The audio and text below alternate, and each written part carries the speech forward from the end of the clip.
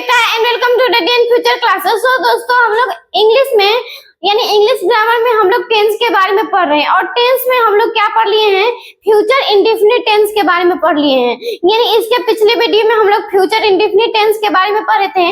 आज हम लोग फ्यूचर कंटिन्यूअस टेंस के बारे में पढ़ेंगे कि आखिर में फ्यूचर कंटिन्यूअस टेंस जो होता है क्या होता है और इसके नियम क्या होते हैं। तो चलिए हम लोग समझते हैं। यहाँ पे हम सबसे पहले इसका फ्यूचर कंटिन्यूअस टेंस का सबसे पहले पहचान जानेंगे कि आखिर में हम फ्यूचर कंटिन्यूअस टेंस को हम कैसे पहचानते हैं। तो यहाँ पे हमारा है पहचान जो है, जिस हिंदी क्रिया वाक्य में क्या, जिस हिंदी वाक्य की क्रिया के अंत में क्या होता है, रहा होगा, रही होगी, रहे होंगे इत्यादि लगा रहे और उसमें कोई फ्यूचर टाइम क्या, फ्यूचर टाइम एक्सप्रेसिंग वर्ड भी लगा रहे। यानी इसमें क्या होता है, जो समय लगा रहता है वह फ्यूचर के लिए बताता है, क्या फ्यूचर के लिए एक्सप्रेस करता है। यानी क्या, फ्यूचर टाइम एक्सप्रेसिंग। ये क्या होता है, टाइम वाला वर्ड जो होता है फ्यूचर एक्सप्रेसिंग, यानी फ्यूचर के लिए क्या करता है, वह हमें एक्सप्रेस करता है। उसके बाद यहाँ पे क्या है, ये लगा रहे तो उसे फ्यूचर कंटिन्यूअस टेंस कहते हैं। जैसे में यहाँ पे हम लोग देख रहे हैं, सुबह में मैं क्रिकेट खेल रहा हूँगा, क्या सुबह में मैं क्रिकेट खेल रहा हूँगा। यानी ये पता नहीं है कि हम खेलेंगे या नहीं खेलेंगे। यानी ये कल का बात कर रहा है कि कल सुबह, यानी कल सुबह मैं क्रिकेट खेल रहा हूँगा, या कल इस वक्त हम लोग ट्रेन में सफर कर रहे होंगे। यानी ये भी हम लोग का तय नहीं है कि ये बोल रहा है कि कल, यानी क्या आने वाले समय में, यानी फ्यूचर में हम लोग कल ट्रेन में सफर कर रहे होंगे। उसके बाद यहाँ पे है सबसे पहले इसका रूल जो होता है सब्जेक्ट, यानी क्या होता है, सब्जेक्ट पहले लिखा जाता है, उसके बाद शैल या विल, उसके बाद नॉट का प्रयोग किया जाता है। यानी नॉट रहता है तो नॉट का प्रयोग किया जाता है, अगर नहीं रहता है तो नहीं किया जाता है। उसके बाद बी का प्रयोग कर जाता है और उसके बाद भी फोर का, उसके बाद ऑब्जेक्ट, उसके बाद अदर वर्ड्स। तो इसके बाद यहाँ पे हमारा एग्जांपल है, सुबह में मैं क्रिकेट खेल रहा हूँगा, क्या सुबह में मैं क्रिकेट खेल रहा हूँगा। तो क्या हो जाएगा, सबसे पहले इसमें सब्जेक्ट चुनेंगे।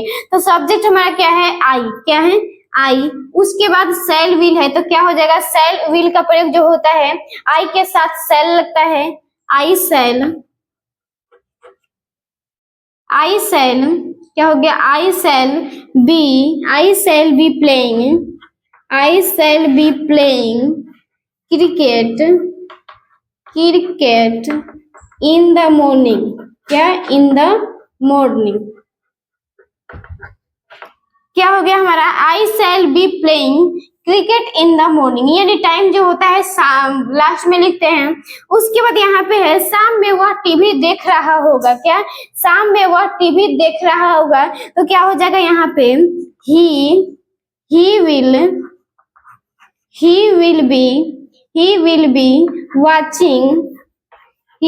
Be watching TV in the evening. तो कल इस वक्त हम लोग ट्रेन में सफर कर रहे होंगे। तो क्या हो जाएगा हम लोग के लिए, सबसे पहले वी, उसके बाद shall, we shall be travelling by train in this time. क्या हो गया हमारा, कल इस वक्त हम लोग ट्रेन में सफर कर रहे होंगे। तो क्या हो गया, we shall be travelling by train in this time.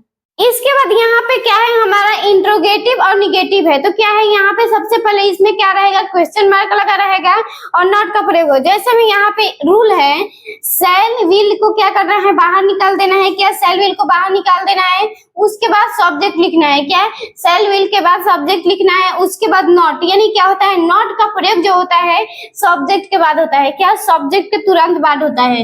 उसके बाद बी का प्रयोग करना है, be for object plus other words. तो यहाँ पे एग्जाम्पल मेरा है कि क्या तुम कल अपने खेत में काम कर रहे होंगे, क्या तुम कल अपने खेत में काम कर रहे होंगे। तो सबसे पहले यहाँ पे शैल विल को खोजेंगे। तो यहाँ पे तुम है, क्या है तुम है, तो तुम के लिए क्या लगेगा हमारा, विल का प्रयोग होगा। तो क्या हो जाएगा, विल, उसके बाद सब्जेक्ट यू, विल सब्जेक्ट हो गया। उसके बाद बी, उसके बाद भी फॉर तो वर्किंग हो जाएगा, working.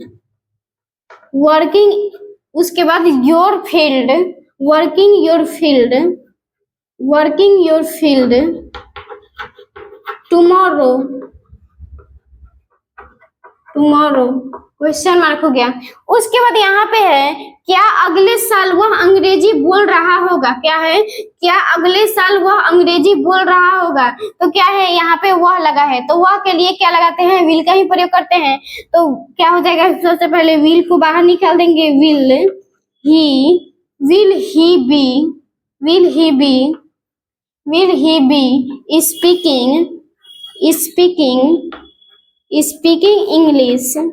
Speaking English next year.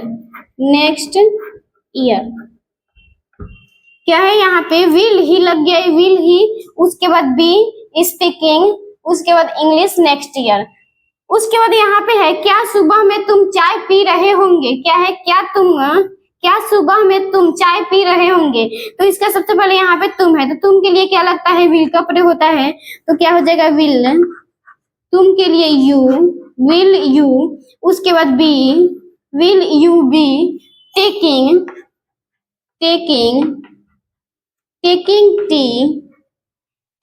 T हो गया। उसके बाद क्या है, यहाँ पे सुबह है, will you be taking T in the morning हो जाएगा, इन द मॉर्निंग, या क्या हो गया यहाँ पे, will you be taking T in the morning, या हो जाएगा will you be taking T morning. तो क्या हो गया यहाँ पे, ये हमारा इंट्रोगेटिव निगेटिव हो गए, यानी ऐसे बहुत सारे सेंटेंस होंगे। इसके बाद हम देख लेते हैं WH वर्ड का। इसके बाद यहाँ पे हमारा क्या है, WH क्वेश्चन है, यानी WH क्वेश्चन में क्या होता है, वाई, वर, व्हाट, ये सब जो आता है वर्ड, वही क्या होता है, हमारा WH क्वेश्चन आता है। और ये जिस सेंटेंस में रहता है उसमें क्या करते हैं, सबसे पहले हम WH को बाहर निकाल लेते हैं। तो क्या है यहाँ पे रूल कि WH को सबसे पहले बाहर निकाल देना है, उसके बाद शैल विल को लिखना है, उसके बाद सब्जेक्ट प्लस बी नॉट, उसके बाद बी प्लस B4, उसके बाद ऑब्जेक्ट प्लस अदर वर्ड्स। तो यहाँ पे सबसे पहले यहाँ पे हमारा एग्जाम्पल है कि उस वक्त वह यहाँ पे हमारा एग्जाम्पल है, जैसे उस वक्त वह क्या कर रहा होगा, तो यहाँ पे क्या जो है हमारा क्या है, WH क्वेश्चन है, क्या है, WH क्वेश्चन। तो इसमें क्या किया जा रहा है कि क्वेश्चन पूछा जाता है, क्या क्वेश्चन पूछा जाता है। तो यहाँ पे क्या है, उस वक्त वह क्या कर रहा होगा, तो सबसे पहले क्या को हम बाहर निकाल देंगे, तो क्या का क्या हो जाता है, वाट हो गया। उसके बाद शैल विल का प्रयोग करेंगे, तो वह है तो विल का प्रयोग करेंगे, विल। उसके बाद सब्जेक्ट में क्या है हमारा, वह है, ही विल ही, उसके बाद बी डूइंग दैट टाइम। उसके बाद यहाँ पे है अगले साल वे लोग कहाँ रहे होंगे, क्या है, अगले साल वे लोग कहाँ रह रहे होंगे। तो यहाँ पे सबसे पहले यहाँ पे वे लोग है, कहाँ है, तो कहाँ का सबसे पहले ये हमारा WH क्वेश्चन है, तो WH क्वेश्चन को हम बाहर निकाल देंगे, तो कहाँ का क्या हो जाएगा, वेयर दे नहीं लिखेगा, वे लोग के लिए सबसे पहले हम विल का प्रयोग करते हैं, तो वेयर विल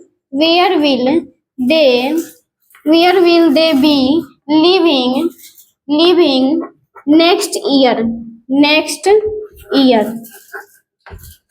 क्या हो गया यहाँ पे हमारा, अगले साल वे लोग कहाँ रह रहे होंगे, तो क्या है यहाँ पे वेयर लगा दिए सबसे पहले कहाँ के लिए, उसके बाद विल दे के लिए, उसके बाद दे बी लिविंग नेक्स्ट ईयर। उसके बाद यहाँ पे है वे लोग कल क्यों झगड़ा कर रहे होंगे, क्या है, वे लोग कल क्यों झगड़ा कर रहे होंगे, तो क्या हो जाएगा यहाँ पे, सबसे पहले क्यों है, तो why will they be quarreling tomorrow।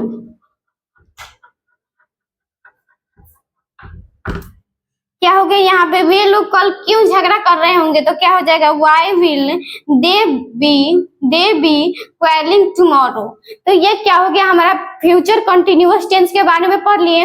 I hope इस वीडियो में आप लोग को फ्यूचर कंटिन्यूअस टेंस के बारे में जरूर समझ आया होगा। प्लीज वीडियो को लाइक करें और ऐसे इंफॉर्मेटिव वीडियो के लिए चैनल को सब्सक्राइब करें।